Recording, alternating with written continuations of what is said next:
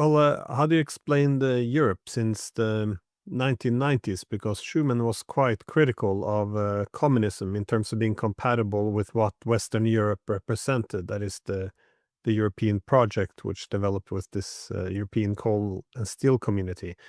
But of course, after 1990, one would have assumed that the historical lessons would have suggested we would have put a similar format with unifying Europe. That is the idea that peace and security and prosperity would depend on finding a similar format, what exists between the French and the Germans, to be also extended then toward the Russians. Again, on a wider time spectrum, one can say that after the Napoleonic Wars, the French had a seat at the table.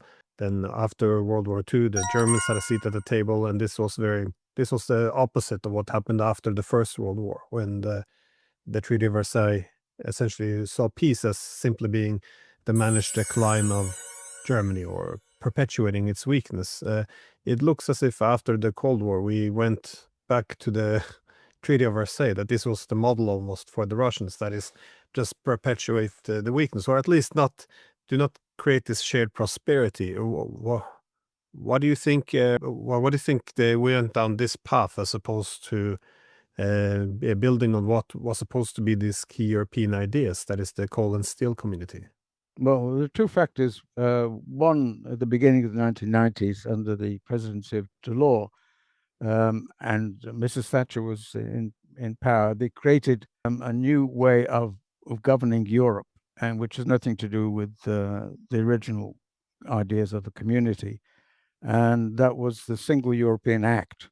So they wanted to open up the market, and they wanted to eventually create a currency and do various things. But the way they did it was anti-democratic, because they came together, they created a document, and they sent it out to all the governments and said, you have to pass this document, which will allow us to have, in 1992, a single market working better, which is laudable in itself.